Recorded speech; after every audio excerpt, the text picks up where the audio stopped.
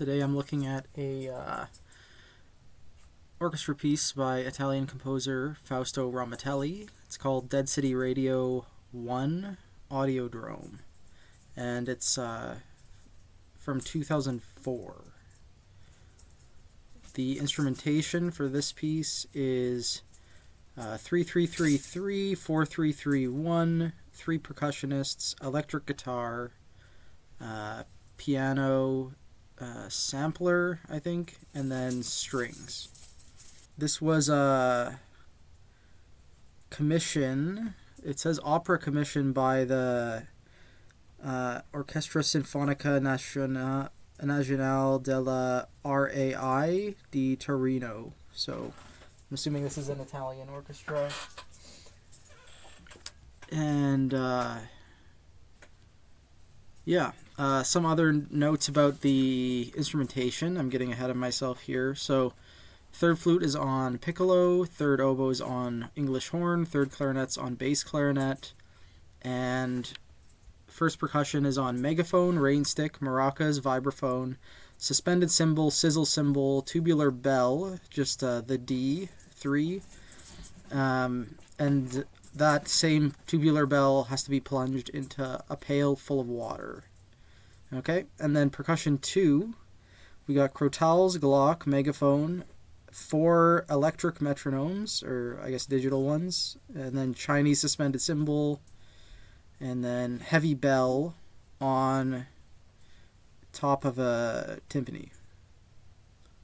And then percussion 3, we have megaphone, rain stick, maracas, vibes, their own suspended cymbal, their own sizzle cymbal, and then they have their own tubular bell on D3, and then their own tubular bell on D flat 3 to be plunged into a pail full of water, and 2 gongs. It looks like one is on E2 and the other's on F3. And if we look at the score here, it's a handwritten score in Romitelli's hand. You can see he's got some weird things going on with note heads. He's like putting the stems directly down the center of his note heads, but it looks nice. It looks clean and neat. This isn't the best scan. It's a little bit cramped on some of the borders, but I think we'll get the gist of it.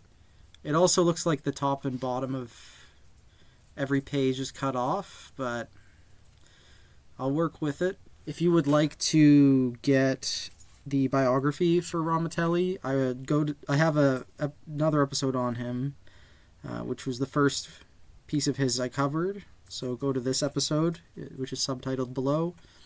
And if you want, if you're interested, I think we've covered at least one other piece by him, so I'll put the episode number for that one. And I'm not going to do any more research on this one. I'll just let you know what I think after a quick listen. And if you would like to listen to the same recording as me, it's in the video description. I highly encourage you to just listen along and take advantage of my opinions. Okay, yeah, so this was a really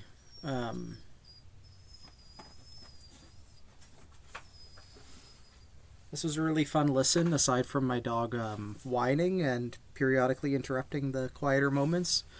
And yeah, it's very similar to a lot of the other Romitelli we looked at, but it's for full orchestra, so it's a little bit more... The gestures are a bit bigger, more intense and fleshed out, and really fantastic use of the whole ensemble throughout. It seemed like everybody was very busy the whole time, and the opening idea is very iconic, and it's this really nice juxtaposition of like more textural, modernist sounding stuff and like just a simple descending scale. And what I liked about this was it had a lot of like it was almost like a masterclass in like using layers of sustain and then layers of activity on top of it. And I think you could really learn a lot as an orchestrator from looking at it and in more detail seeing how sustain is used in different parts of the ensemble. but obviously there's some prohibitive aspects to it, like the sampler and the electric guitar, and trying to get the balance for all of that stuff. The percussion is also very extensive, and I guess the weirdest things in the percussion is like you have to have your percussion tube play timpani, basically, like borrow a timpani just to play some effects, and also you have to have like all these tubular bells plunged into water, which I don't think, maybe I just missed it, but it was not like a huge effect. So like the maracas and the rain stick and things like that were a lot more apparent. I think the megaphone stuff is really important too, and that was really cool. But that's a whole other logistical thing. It's like, what megaphones do you get a hold of? What sound are you going for? Do you add any sort of reverb to them or effects processing? I think the megaphones and little electronic elements communicated this idea of like a radio signal. I don't know if that's exactly what he was going for, because I don't have a program note, but certainly sort of like pop sounding and influenced by popular music in subtle ways.